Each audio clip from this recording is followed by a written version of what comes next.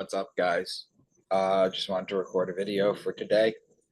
Let you know two things: that oil and diamonds are not rare. Now, a lot of you know this already, but for people who don't, you have to understand this. It's that John D. Rockefeller started Standard Oil, okay, a little more than 100 years ago. Yeah, more than 100 years ago. Okay, he was funded in part by the Rothschild family.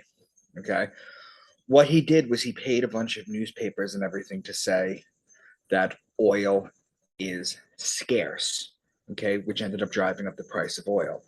The truth is that oil is a renewable resource, okay? For those of you who still think that it comes from dinosaurs, that's just nonsense that they're teaching you, okay? Oil is a renewable resource.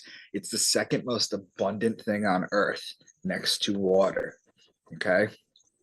Rockefeller also affected the school system. He's famous for saying, I don't want a nation of thinkers. I want a nation of workers. Okay. So that's what the school system is set to do. Okay. And he had his part in dealing with the educational system for it to become what it is today. Okay. Diamonds are not rare. in the 60s, DeBeers came out with Diamond, a girl's best friend.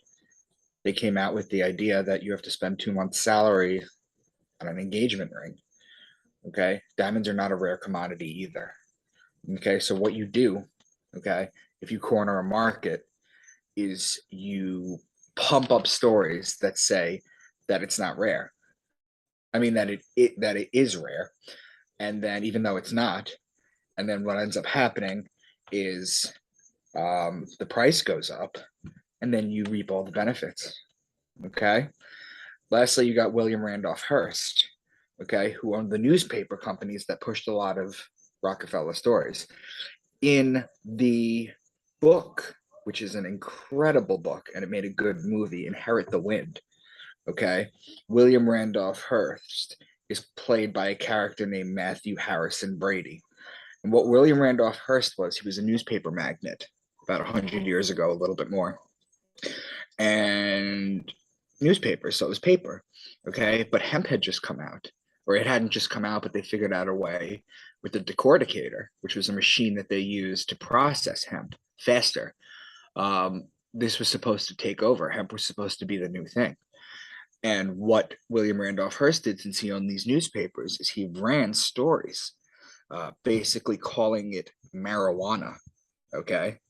Calling hemp marijuana. Marijuana was the name of a wild Mexican tobacco plant, but he called it marijuana. And in his papers 120 years ago, maybe a little bit less, he would say that he would print stories that say that people are using marijuana and that blacks and Mexicans were raping white women on it.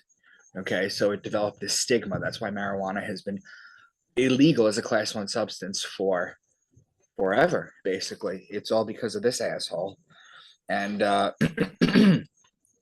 that's basically it. So whenever you see someone saying that something is rare, okay, and they're making money off of it, you have to understand they're not. Okay. There's plenty of good movies that show how oil works, how the idea of refining and picking up an area and draining it goes. There Will Be Blood with Daniel Day-Lewis is a very good one. But basically, my point is that anytime someone comes out and says that they have something that's rare, they never do. It's never that. I just wanted to share that with you guys. I know I usually do religion and God, but I wanted to share some of that kind of information with you. Thank you.